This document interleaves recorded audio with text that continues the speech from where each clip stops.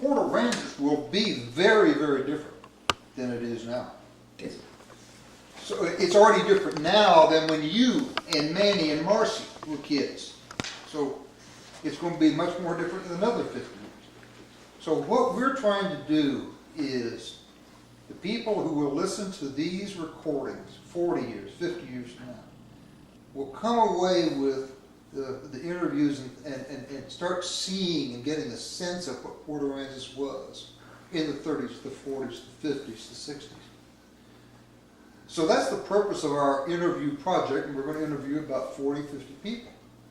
We just did Marcy and Mandy last week, and this is the week for the Mathews. You know, this is my favorite week because Mathews tell good stories. So the thing to be thinking about as we start talking here is think of some things that you would want folks that aren't even born yet to know about the town you grew up with and in. And if you want to start with fishing, or if you want to start with, I like to start with the way you spell your name, because that's a little different than how you spell your name. Oh, Because that's fool people. well, a real name and everything. My grandpa come over was Shakazovic. It was Tomas Chakasovich. Yeah, Jackasovich. And Marcy told us a great history about the ship captain changing the name. Yeah, But how do you spell your name, Johny? Johnie. One N. Johnie. I use it. Yeah, usually when people ask my name and stuff, or whatever I sign and stuff, I use it. Johny M. Mathews, which my Martin is my middle name. And then when I'm talking to somebody or whatever, you know, meet people or whatever, I just got in the habit of saying, well, my name's Johnny Martin Mathews. You know? What year were you born, Johnny Martin Born Mathews? in October 27th of 32. And I was born right next to the high school, and the property is still there. But I was born there with my two brothers in there, my middle side brother and my youngest brother. And then I have one sister, she was born in Ranges Pass. And heck, I've lived that place now, I guess, until my dad had to be put in a nursing home over in Rockport in there, so that's when I left. What was your dad and mom's names? My dad was John Edward Mathews, and my mother was Jessie Marie Thompson. And her dad, he come from Dallas-Fort Worth area. Except, I don't remember what time it was, exactly when he come down here. All I know, when I was born in here, they'd been here for quite some time. What did your dad do on the island when you were born? What was his business? His was in the fishing business. He's a fishing guy, fishing and hunting. And that's where I took it. I guess he started teaching me how to run the boat in here. I guess I was probably 12, 13 years old. And I used to go out deck canning for him in the summertime when school was out. I used to go out there, they did a lot of tarpon fishing back then, and they'd, go out twice a day, and there's the same party. They'd come in about 10 in the morning, go out about 3 in the afternoon, and there'd stay, to about dark 30. Tell us about the tarpon fishing, Johnny. Did you go out far in the Gulf? Were you around the jetties? No. Tell us about, and how do you catch tarpon, Johnny? Y'all primarily in there, only tarpon are shallow water fish.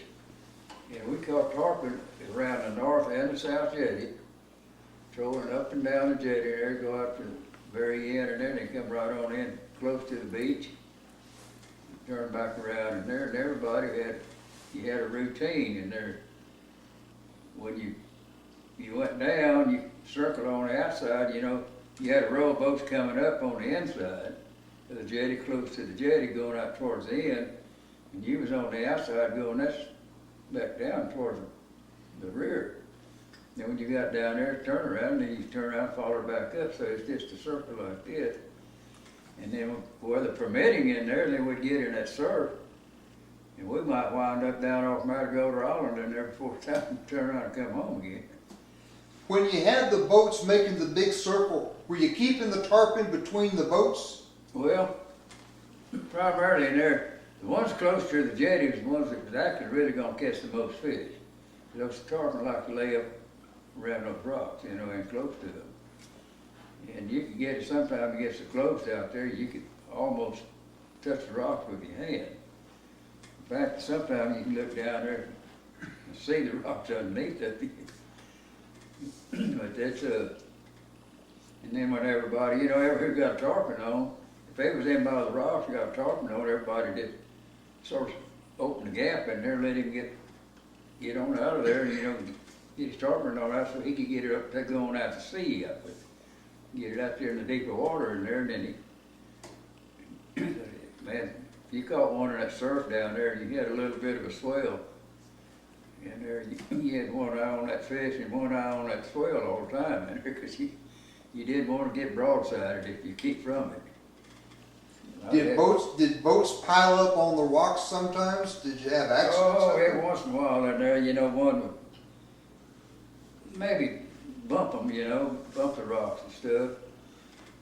My dad in there was fishing on the south side of the jetty, on the south jetty, and he had a 26-foot farley hull in there that, no, he had been lost, and it was in 37, and the boat wasn't too old, you know. And he had a Mr. and Mrs. Laird in there, he had on the boat in there when they was coming down the jetty going towards the beach. Well, there was another pier out there that run a walkway from the jetty out to the pier out there we call the North Pier. Well, there's a big old groundswell rolling. I mean, you know, just a big old lazy groundswell. But he got on top of one of them on the end down there, and he couldn't control the boat in there. The swell started pushing him. And the boat started, you know, like surfboarding off the swell in there, and it's headed straight for the rocks. And he hit them rocks in there, but he hit it a glancing blow in there, and when that swell would go out, it'd leave the boat sitting on the rocks in there, and every time it would, she'd lean over and fall against the rocks, like, and then he'd put one of them on the jetty, then the swell pick him up, take him on down a little further in there, and do the same thing again. He'd put the other one out on there and let them walk back to the beach. And he rode the boat all the way down till he come to that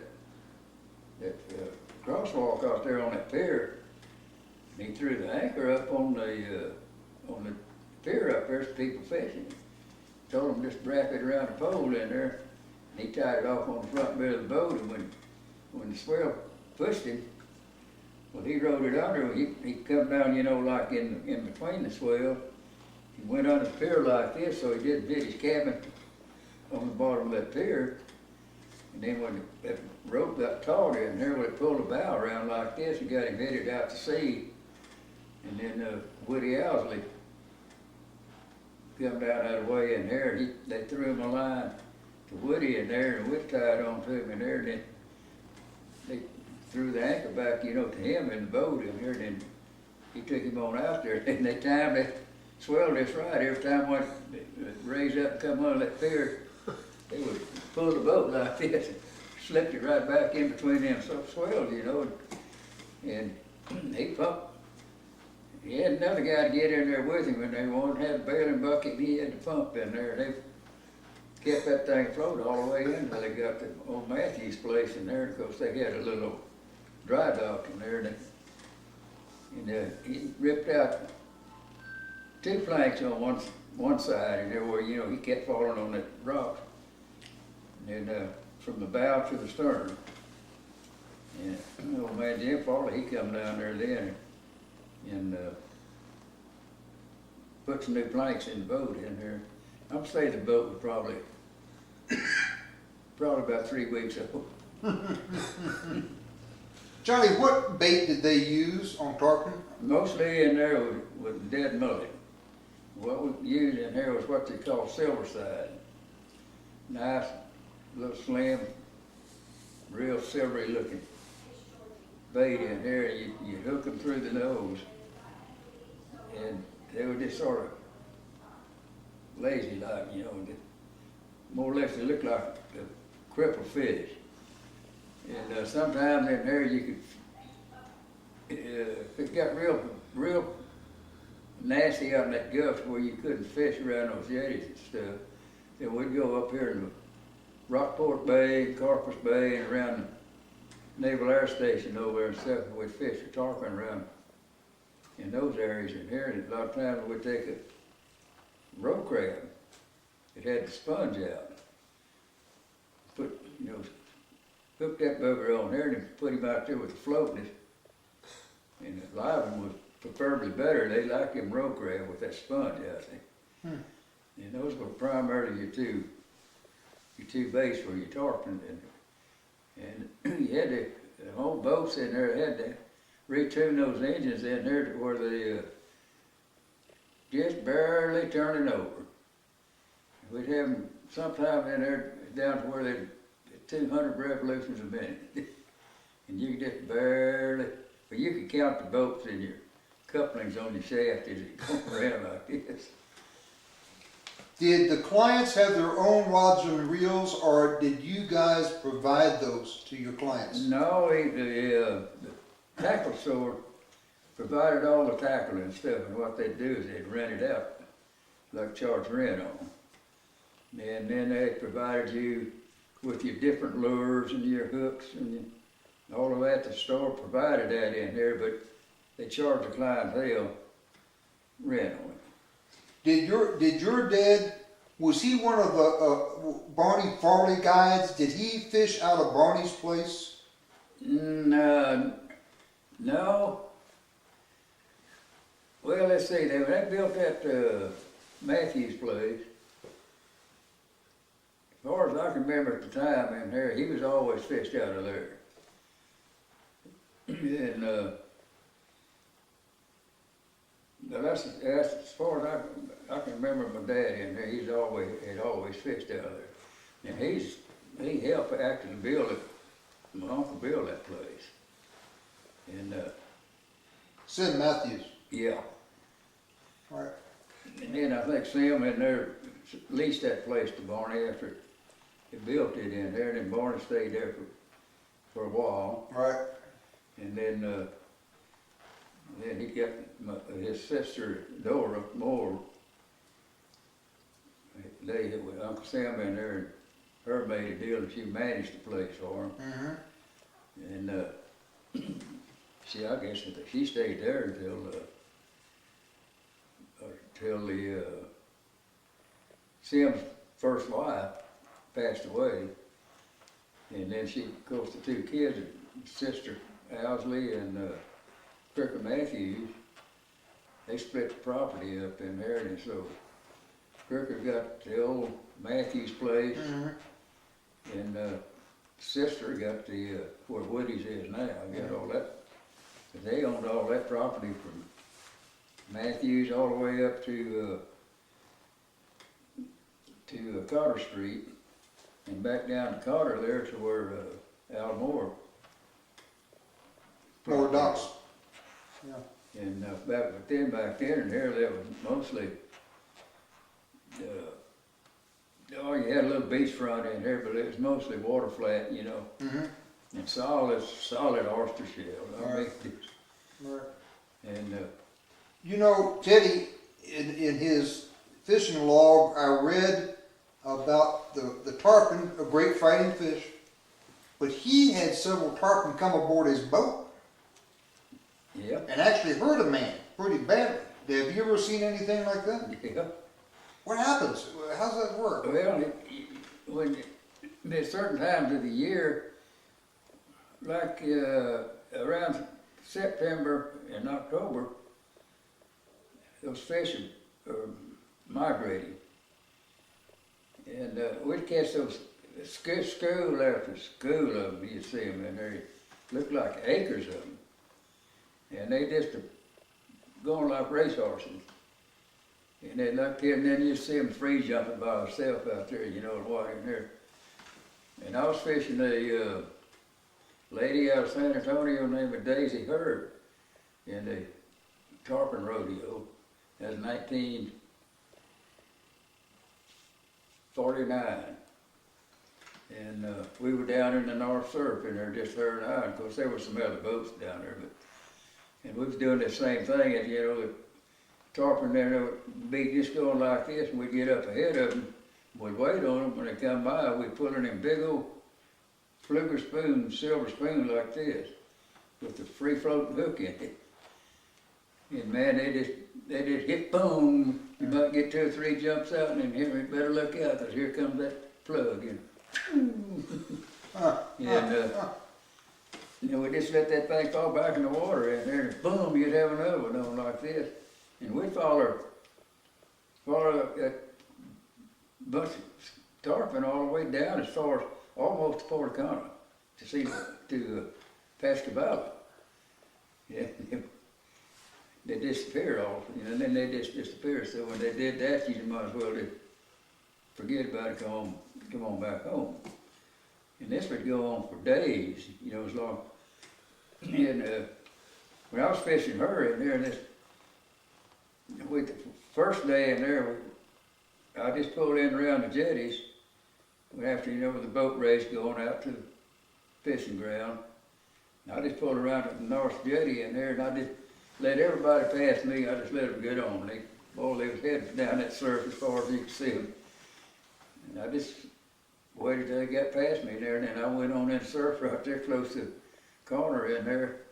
Just got my baits out in there, and boom, we had tarpon on it. We landed that one. And then the next day in there, we were going down there, and I did the same thing there, and then when I got on down there probably about 5 or 6 miles, and run across that, you know, that big patch of fish again.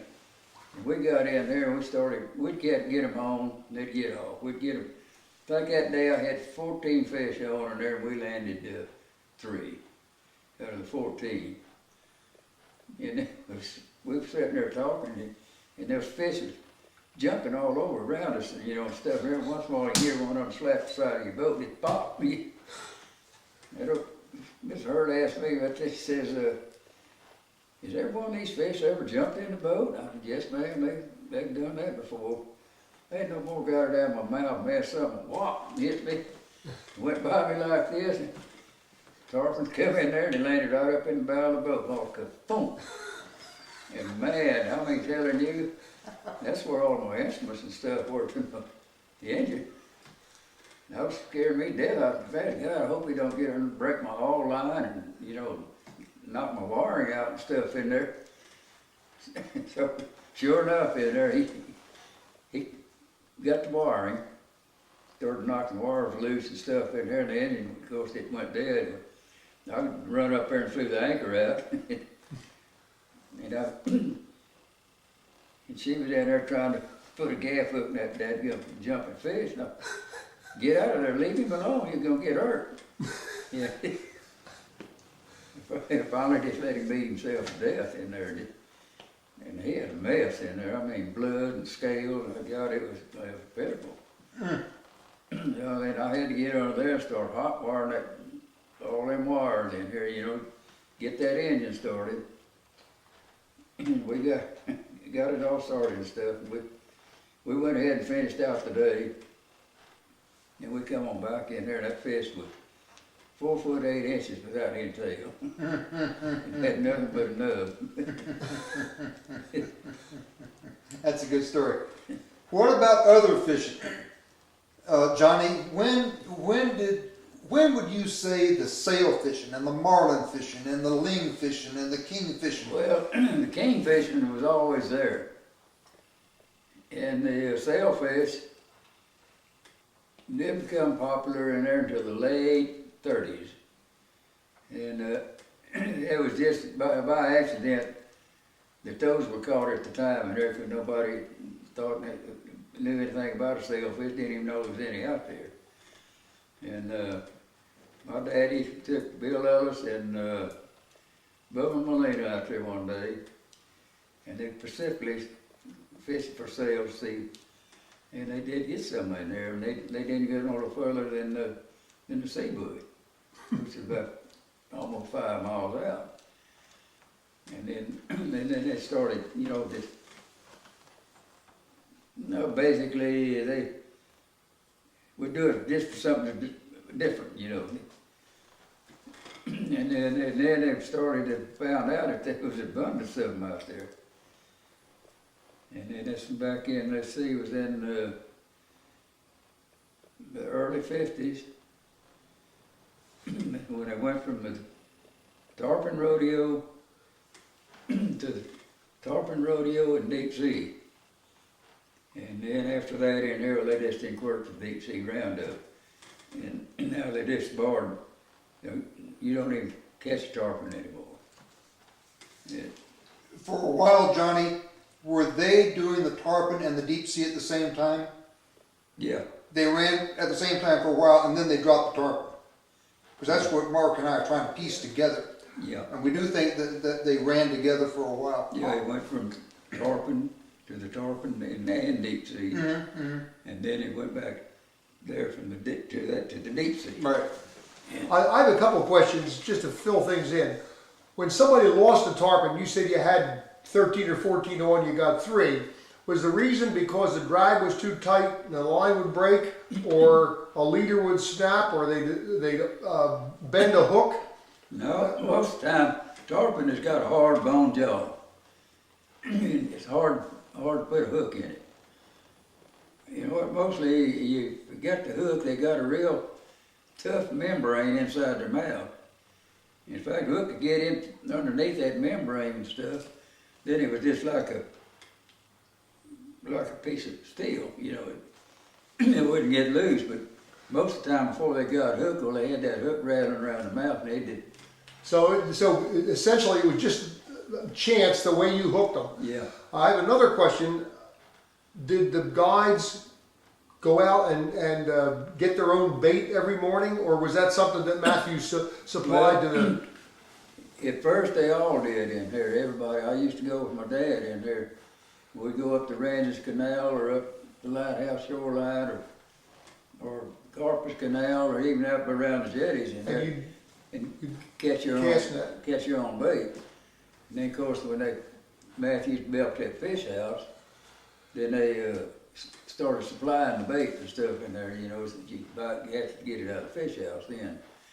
But the other thing that is interesting, and you wouldn't know it, but you might have heard other people talk about it, initially, before there were any Farley boats, the guides used to row people out in a boat to catch tarpon.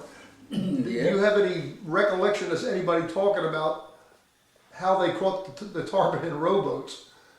well, they did the same thing in the rowboat in here. The difference between the rowboat and the powerboat, we'd use the power on the powerboat to help set the hook in the fish.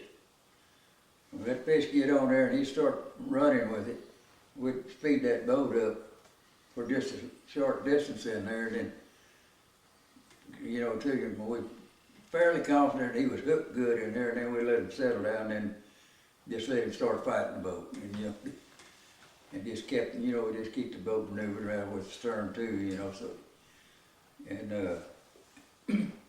in the rowboats in there, then it was just a matter of you or your angler in there, just using plain old muscle power. That was If I was going to fish for you, with you, Mark and I, we come down from San Antonio, and we want to fish tarpon with you. It's 1938. You are going to take us out in the morning and the afternoon, both? Mm-hmm. So we might be at the Tarpon Inn. So you'd get me from the inn in the morning? You'd come by the... You would walk down to the waterfront. Okay. And then they'd pick you up there off the dock. Mathews, like Mathews? Yeah. Okay. And then you go out there, and then like I say, they'd be out there just at the break of day. And then they'd fish, you know, until like I say around 10 o'clock. come in, you go back to Tarpon Inn, you'd eat, take your little nap in here, and then about 3 o'clock, maybe 4 o'clock in here, and then they'd go back out and stay there till just sundown. What would that cost Mark and me? That back then in here would probably cost you about $12 a day, maybe. A piece for both of us? Yeah. So it'd be $24. Each of us paying $12. When they went in here, they took 2 people for X amount. If it's 3 people, then they charge for the extra. Okay. Now, when I started in here, it's $15 for 2 people. But for all day? Yeah. That's for both people. And that would be what year, Johnny? That there was in the late 40s. That'd be in the late 40s. Yeah. So it would, Mark and I would give you at the end of the day $15 plus a tip, a gratuity. Mm-hmm. And that would be typically $5 or what would Whatever. depends on the fish or? Whatever man in there felt he could turn loose.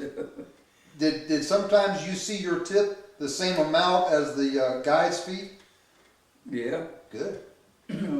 For instance, this Daisy Hurd, we got second place in that Tarpon rodeo that year. And heck, I was only 16, 17 years old. And she asked Miss Dora Moore, she wanted to tip him. She said, I want to tip the boy in there, but how do you think I should tip him? Dora told her, said, Miss Hurd, I don't know, whatever you want to. No set limit. So she wrote out a check for $150. And Dora looked at it and said, shook her head and said, is this what you really want to do? She said, yeah, that's what I said. Not enough or something, you know, because her husband was on the her trucking line, you know. He said, oh, no, I won't do that in there. So she tipped me $150.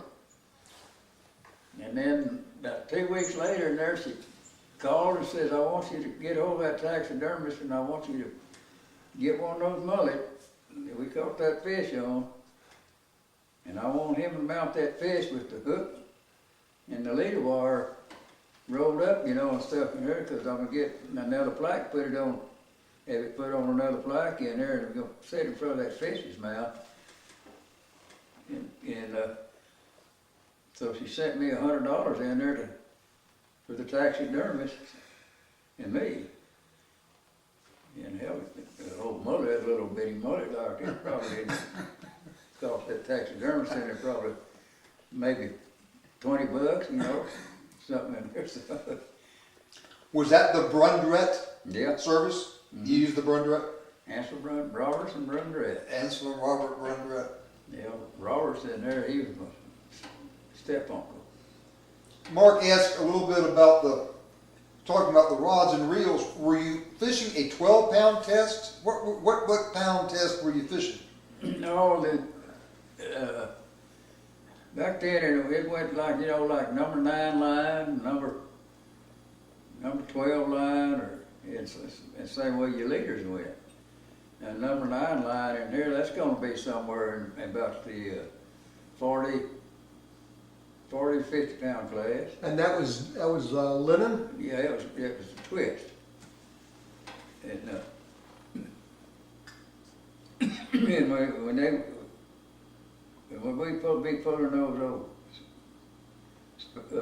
spoons, well, we were spinning like this all the time, that twist would come undone.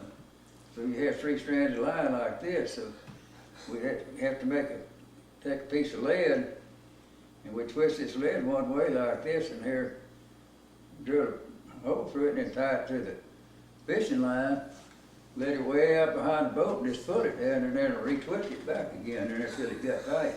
Sometimes you had to wash it in there, because if you got it too tight, then it started kinking and curling up. Mhm, And then, of course, then it was no good. And you could, mhm. but Didn't you have to dry that line out? Did you get the salt water out of it and then have to dry it, or just rinse them off. just rinse them off? Yeah. And we had them old Calcutta poles then. And them boogers in there, if you lean them up against the wall, you go back the next day, it'd have a curve like this in it. So you, then you take, when you come back in that day, and then you take it and turn it around this way, lean it back again, and so straighten back out, and then if you left it 2 days, it droop, curve the opposite way. Were they bamboo? That's Calcutta. You know, the bamboo wasn't worth a flip in there as far as a rod, Mm. but the Calcutta was good. It was good tough fighting, you know, piece of wood in there. Is Calcutta is that a kind of wood? Well, it's a stalk. Ah, okay. I know the word Calcutta, but I didn't know it was a stock for a fishing pole. Then later on in there, they come out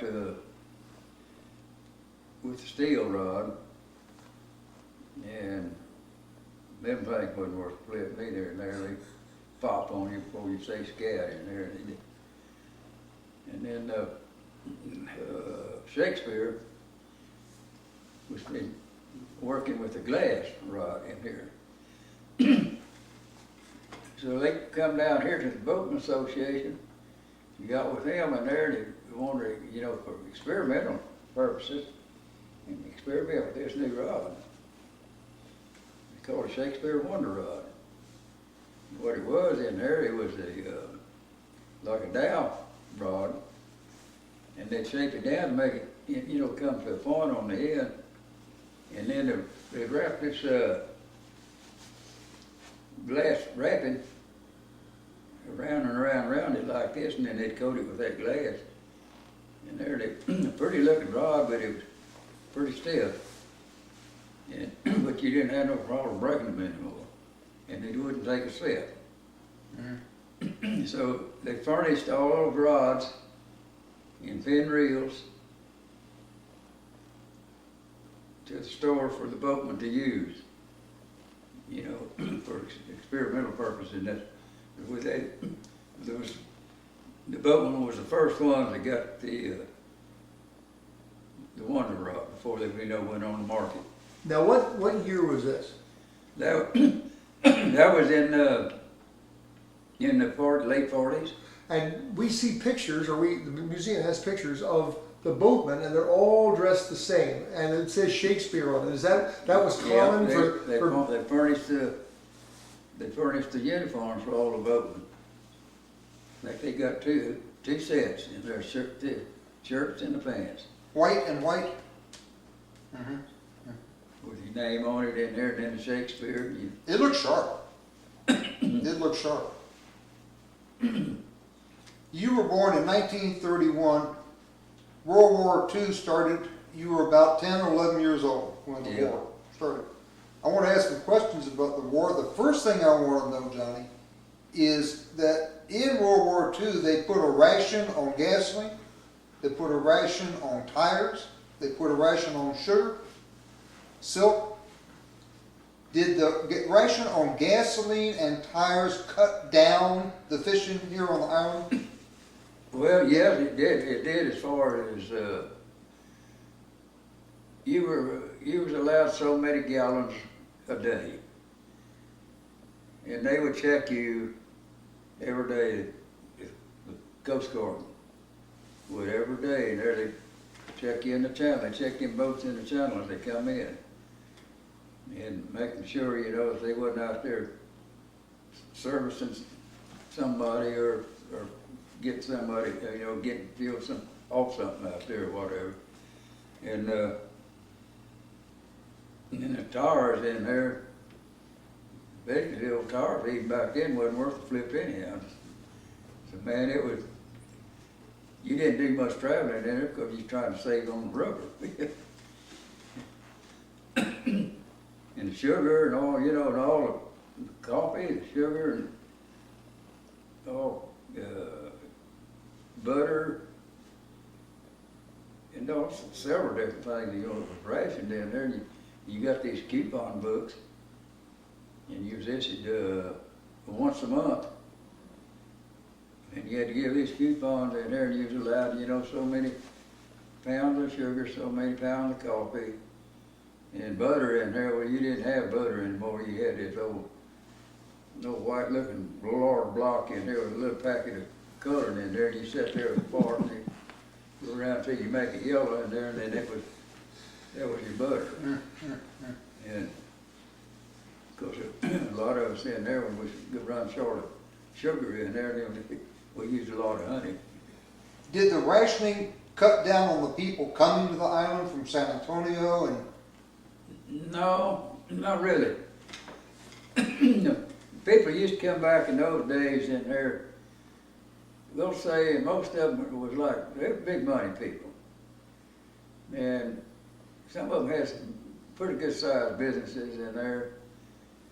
I mean, when they come down in here, they would like to say, for instance, my dad, they would stay booked up with him for a week, maybe 2 weeks, before they left in there, and then the next month come in and stay 3 or 4 days or a week. So all of those people back then in there become like homebody, I mean, home people. And so they have to come to your house or whatever, you know. And then when I started, then it started changing in here. Then the average day, you know, person then they began to come down here. Was a lot of them maybe 1 day fishing. Maybe some of them could only fish a half a day. That's when you did your half a day charter. You got into the half a day charter business. And didn't like them half days in there. I'd rather just go on out there, stay and make my day, and then come on home and be through with it. But I didn't like going back, you know, 1 or 2 o'clock in the afternoon, you know, because that made that daylight to dark day in there. Tell me again how the half-day charter started again, Johnny. I missed that. How did that half-day start from the full day? Well, it started in there when, you'd like to say, when the average person started coming in, you know, fishing. Okay, So you would take like a different charter every day.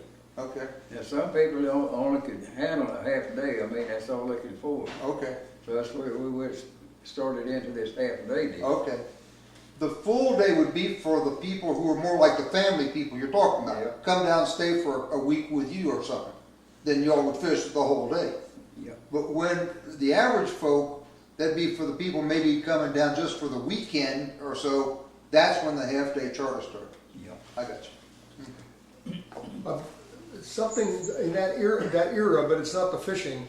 Can you remember the waterfront where the Coast Guard station was? How was that laid out? How did that change in what was built there during the war? And who was where? And Well, where Fisherman's Wharf is now, the Coast Guard fences, it lines up there by Fisherman's Wharf on their property. Okay. Now that little cove area back there was the Coast Guard. Now they had, the old Coast Guard building was back, it was back up against the fence on the south, they're close to the Cotter Street. right up the Cotter. Yeah.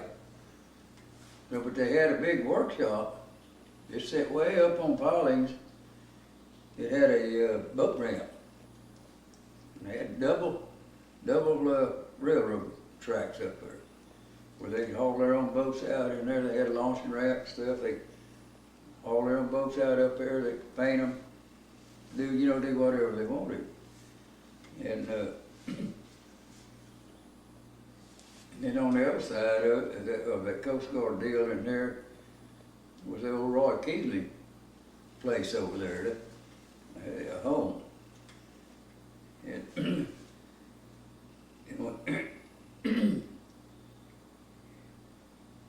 and this sounds, I figured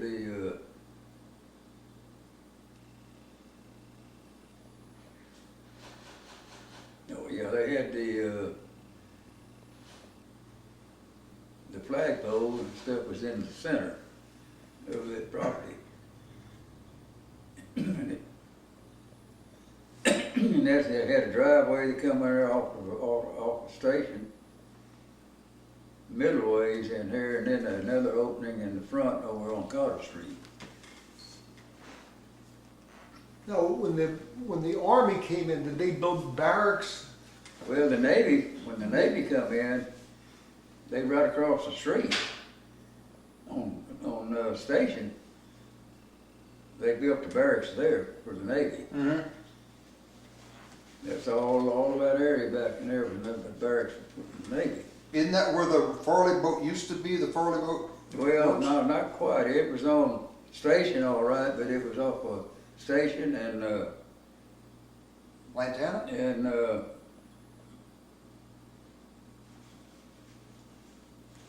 White Street. White, yeah. Yeah, station in White. But this Is is that further this is south? further towards where Klein's is now. isn't it? Yeah, it's, well, where that Stripes Yes. place is right there. Yes. You come back this way, the first road to the right, coming back south. You know, all that area right there on, where down where Farley lives in there. That's where the Farley boat works were. Okay, okay. But the Navy built the barracks a little bit to the north of that. Yeah. And then the Army base was where all of the tennis court and the track field is. Across from the school now. Yeah. And that was the Army base.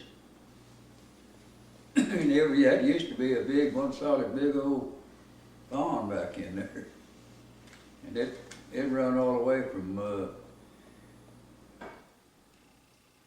Lantana all the way up there to Beach Street. And then the old homes, I say old homes in there, we call it shantytown, was built around this pond. And the old drawer home was just on the south end of this pond in there.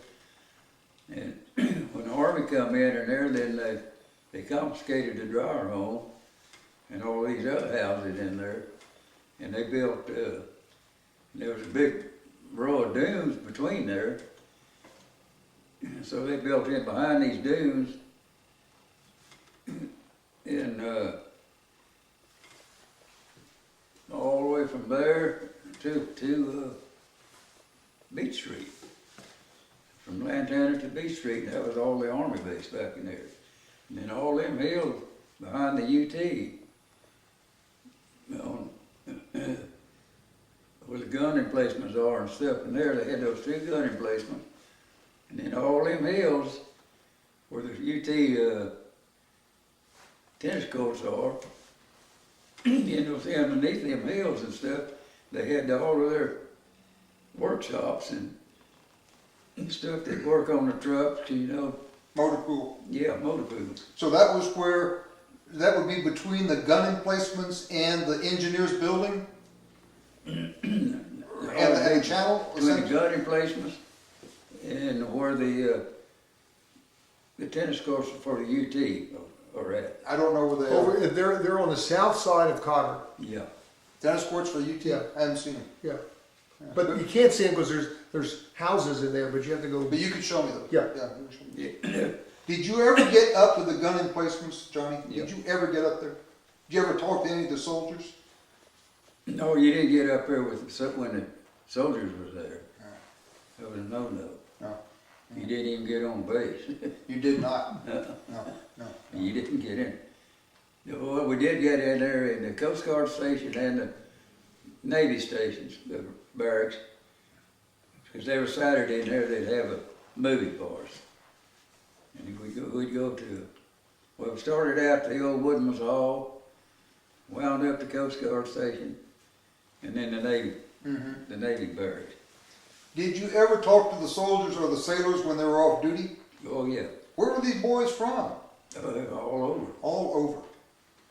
All over there, and they got a lot of them in there become very, very good friends.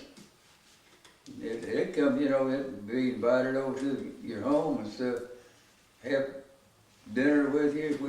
They had dances, whatever in there. became just old homeboys. And,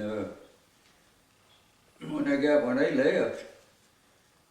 left all of this like a big wad in there, and they started across that old wooden causeway.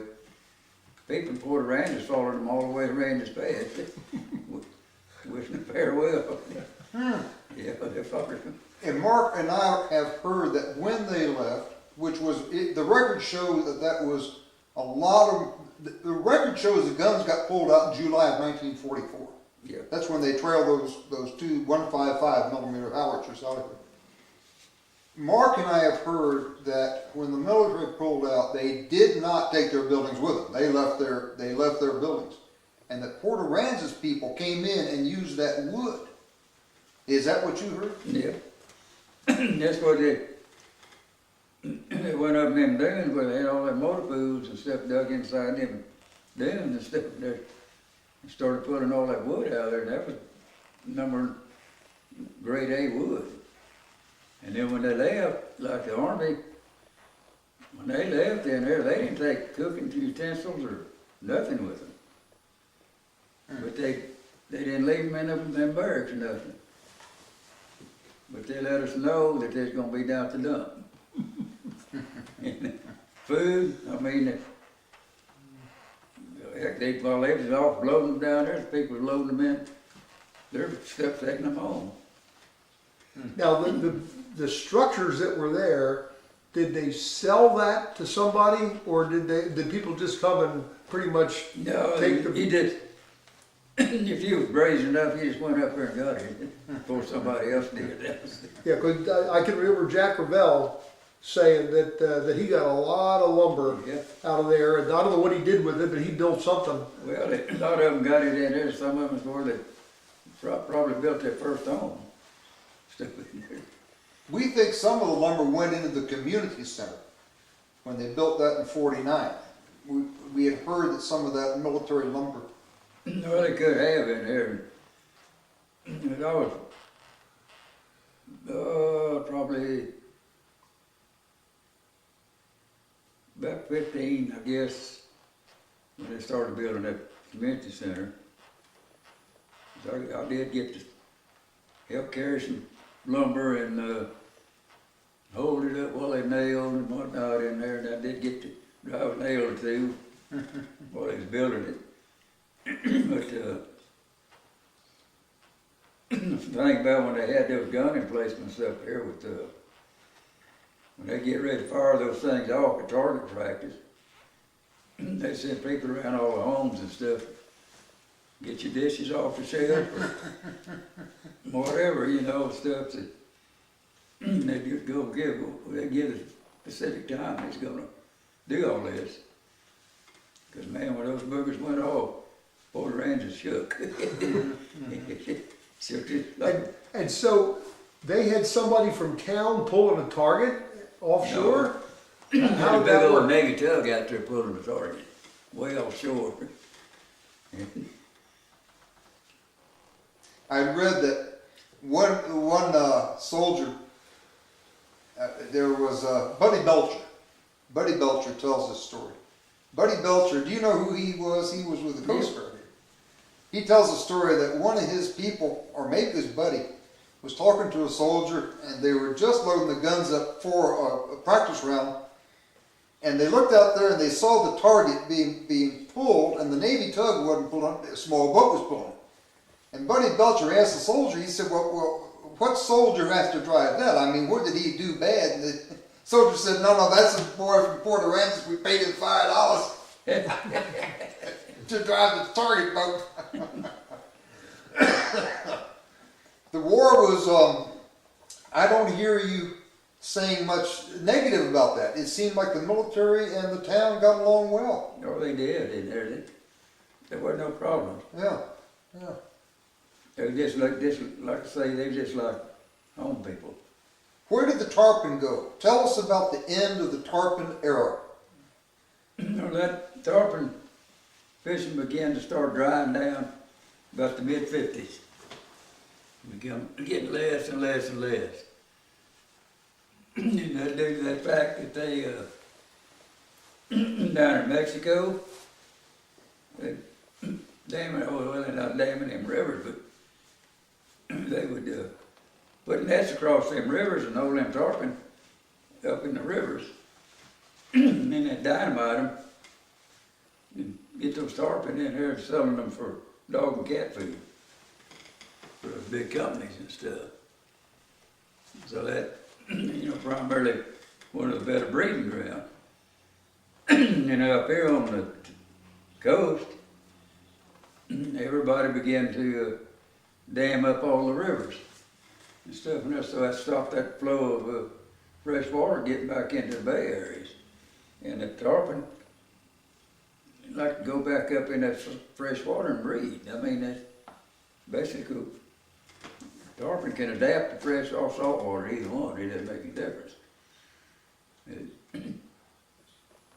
So when that started happening in there, well, it got to where it wasn't worth it trying to catch a tarpon anymore. So that's when we reverted over to king fishing and, all the ling, dolphin, sailfish. We just started being, going after everything out there then. You talked about your dad in, I forget what year, going offshore to about the sea buoy, maybe 5 miles or so, catching sailfish. Evidently, that was like a big adventure. Everybody always fished inshore. Nobody really went offshore. We primarily, when we fishing offshore, that was about our limit. So you could see land. Yep. You could see land all the time in there. Then when we started after them sailfish, so we just kept moving further and further and further offshore. And finally, when we'd get way outside of land and they'd get out there, say 12, 15 miles. Man, we thought we was halfway across the ocean. Now, did anybody prior to that, commercially, in Elder Roberts' book, she talks about Florida going offshore in a trailblazer out to the snapper banks, but that was more of a commercial thing. That wasn't for taking parties out. Yeah. Want a glass of water or something? No. No, I get that tingling in there just a little bit. I get it. Now we would, well, a long time, most boatmen in here would never do snapper fishing, like in the winter months. Then they'd go commercially.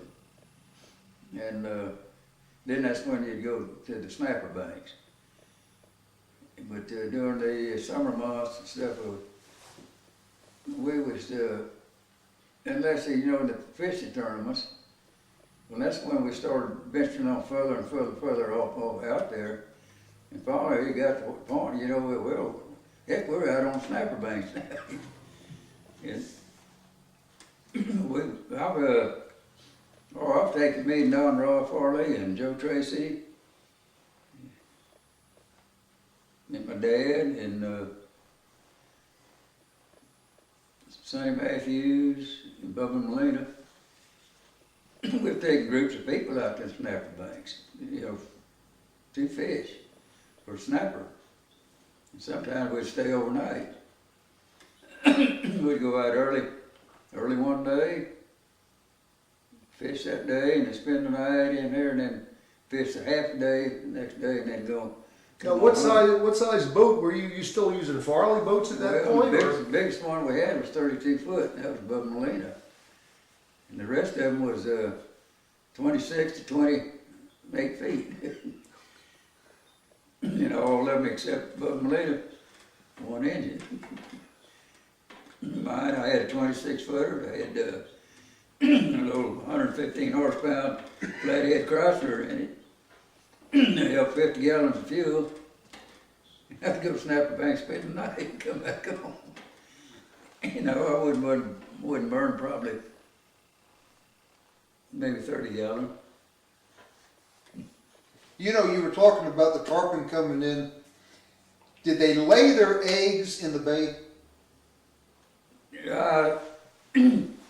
best I can get from marine science and stuff, and there they do both. In the bay and up in the rivers. Okay. And that's, because nobody really, even to this day, in there, can really sit down and give you a straight answer. Okay. Because they haven't messed with it much, you know. Can you give us some months about their migration? You're mentioning in the fall they're heading out. They're migrating now, but where they're headed, there's nobody knows. But they're leaving. They're heading. Yeah, they're heading east. Was going that way. When did they come back through the jetties? Is that spring? In the spring. It sounds like redfish then. About the same schedule. Tarpon, we talk about Tarpon, but yeah, this. The redfish and the tarpon seem to be running about the. Well, the redfish, once they go out to spawn, then that redfish stays out there. And it don't make a difference. He's up and down that beach the year round. Okay. Okay. And now the university down here, we bought a machine for them, and Scott Hope, and there was the one that was doing this, doing this scientific deal. And it was like a sounding machine, but it also, you could hear those fish talking, And he'd set it up on that north jetty over there on the inside, on the channel side. And he found those redfish when they were spawning from where they started over here on the point of St. Joe. And as they went on out that channel in there, as they got about midway to almost to the end, was their most deep sounding spawn. That's when they was really, spawning off, dropping a spawn. And then after they get out there to the end in there, then they lose them. He said that was the only spots that they, picking up through this whole channel and stuff. And here's where this primarily, that's where they started doing their spawning, right in that particular area. You got us with some good fishing stories in the jetty and offshore. Tell me about some bay fishing. I know you guided the bays. Yeah, in the bay. Hmm? Yeah. We fished both places in there, Sometimes in there you got a party in there that didn't want to fish in the Gulf. He wanted to go catch trout, redfish. So we had, we was capable of doing either one. Now the Farley boat had a